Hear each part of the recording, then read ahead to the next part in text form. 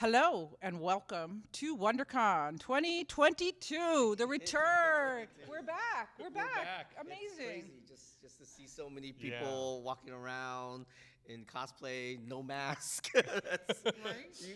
you think It that it would be the feels- best place to wear a mask. That's is right. at a comic convention, but apparently. But it not. feels almost like it used to be. Not quite completely there, but almost there. It feels hopeful. I feel like this is the most hopeful the nerd world's been. At least my experience of the nerd world has been for a while. Wow, very hopeful. Yeah, everyone's excited. Well, we're excited because I'm here with Thien Pham and Yang, and we're going to talk about all the exciting things happening with them. And this is the beat. We're just getting started. Well, again, and I want to thank our sponsors, Heavy Metal, Interpop, and the Comics Publishing Institute, for making it possible for us to bring you these videos. So Jean and Tin, we're back. We're back. Wow. Years. Yeah. It's been a crazy year. I was just telling Gene that, we were supposed to be here in 2020. And then we got postponed, but in 2020, this would have been a whole different interview, like all different things. Like in that year, so many things has happened to, especially this guy. So Well, Tin too. Yeah. You signed your deal. yeah, I have During the pandemic. I have during the pandemic, I started doing comics again and drawing, and through the pandemic comics and posting it online, I got I have I have a memoir coming out in 2023 from First Second, and it's gonna be my memoirs, which is exciting because it's like this pandemic, even though there's all the bad things that came with it, was a really good chance for artists to do their thing. Yeah. Yeah.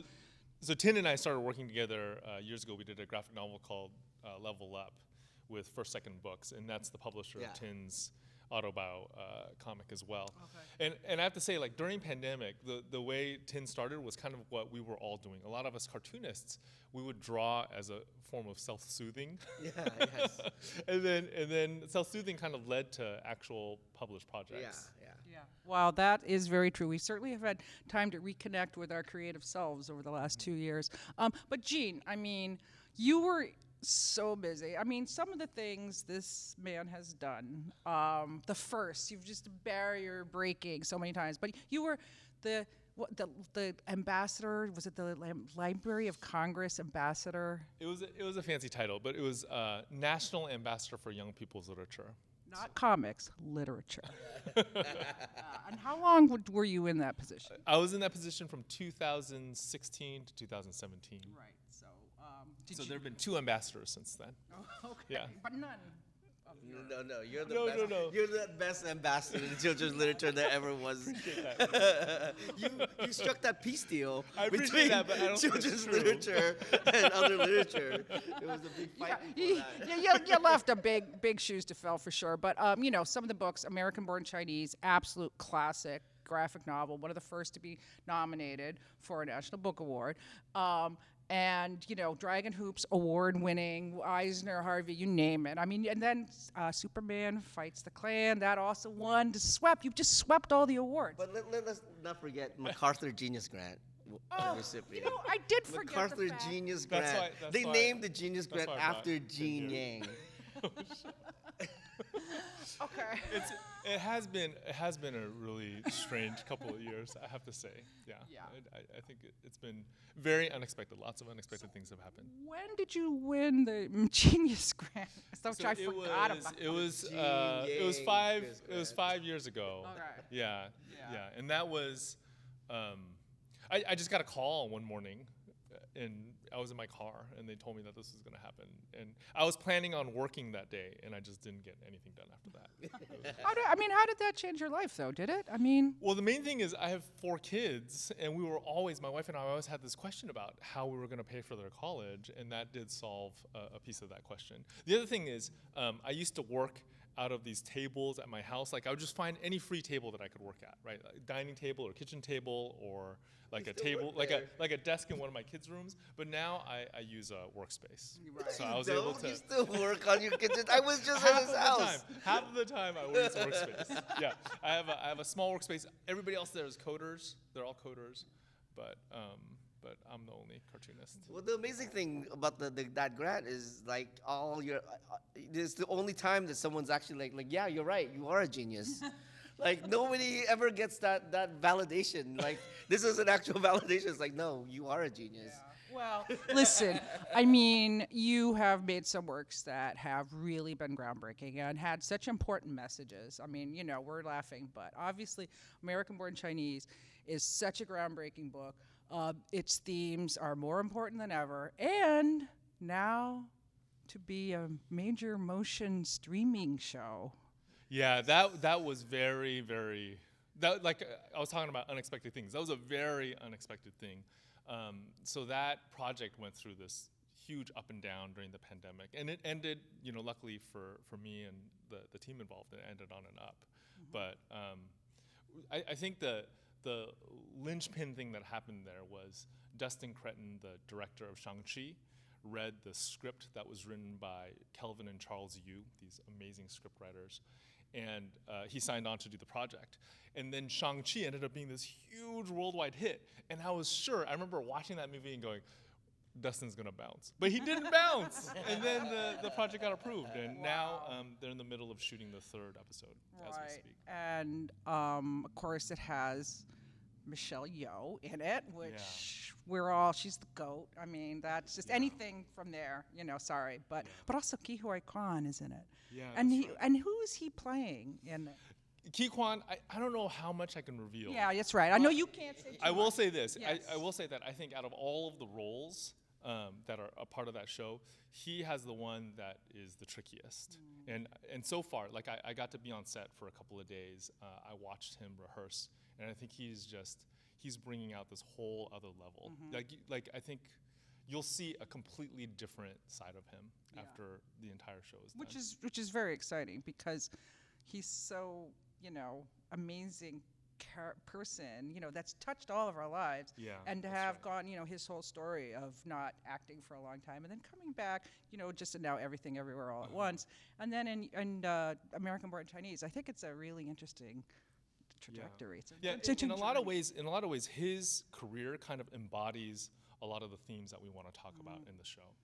Which is why it's such a privilege to have him involved. Right. For people that have read American Born Chinese, that's a really big hint of what the character he's gonna play. So if you read American Born Chinese, you'll probably get that. So Gene, it is on Disney Plus, right? It will be on Disney Plus. So we're standing right by Disneyland. It's right. We're looking at Disneyland right here. So is there going to be an American Born Chinese ride there someday? Where you ride through the life experiences of a young Chinese American boy? That'd be so crazy. But you say that, but then it's gonna be like in like 5 years, it's gonna be you'll be like, it's one of the strangest things that's ever happened to me. It happened so fast. And there's the Gene Yang land now. So you got Pixar's port, you got Gene Yang land. It's just all these rides of Gene Yang. It's so crazy. Boxers and Saints, you're getting beat up. It's like, Hey, listen, Disney never lets any scrap of IP go. I'm just telling you, they don't let it go. They True, but I cannot imagine that. That'd be so I couldn't imagine weird. you as a Genius Grant recipient. That happened. Thanks, man. All right. So what is next for both of you? You know, besides a TV show, and you know, like besides that, and I'll ride at Disneyland. Well, my novel comes out in spring 2023 from First Second. We have another friend of ours who also has a book. Her name is Brianna Lones, and she has a book coming out from Fantagraphics. And at the same time, and I'm trying to get like this kind of like a book show with Jean, me, and Brianna, and we're gonna just travel the country together. But I don't know if that's gonna happen. It might be a land in Disneyland. And it's because Tin and Brianna and I all taught at the same high school Ah, for years, the for old. a decade. Yes. Old That's right. school, yeah. And we're all cartoonists as well. Yeah. So what else is next for you, publishing-wise? I'm doing the Shang-Chi monthly comic for Marvel Comics. We are relaunching with a brand new #1 in July. So it's going to go from being called Shang-Chi to Shang-Chi and the Ten Rings. I'm doing monkey prints for DC Comics with Bernard Chang, and that's been a lot of fun. We're bringing in Chinese mythology into the DC universe. And then for First Second books, I'm doing 2 projects. I'm doing a project called Lunar Near Love Story, which is my first rom-com with Luen Pham. So I'm writing and she's drawing. It's a lot of fun. She's amazing. Yeah, and just announced yesterday is I'm doing the Clash of Clans comics with. What? Yeah. Wait, whoa. Okay. Wait, is All this right. Clash Royale? Is this Clash of Clans? It's actually both. It's set in the world of Clash, Okay. so it has characters from both. So Clash of Clans, just in case anyone watching this, is a video. It's a mobile game, and now that was my mobile game probably about 4 years ago. Okay, because I go through one game. I only do one, but you know what? Wait, students. So Clash of Clans has been kind of reinvented by Supercell into this another game called Clash Royale, which is like I teach high school and all the kids are playing it. So, and you know what, Tin? That's why I don't play it. They're too good. They're too good. They are. They're so good. The 'Cause Clash they spend Royale. all their life on it. We have jobs. Yeah, Clash Royale is hard. It's hard, and I would just started like failing at it. And Clash of Clans is hard too. It's like you get up against these, these alliances They're like that pros or they're something, right? professional. Yeah. So it was too hard for me. I gave up. But it's funny because Mark Siegel, the publisher for a second, and I are good friends. And we were having lunch a few years ago, and he was like, Heidi, I'd love to do Clash of Clans. And I was like, He made it happen. He finally made it happen.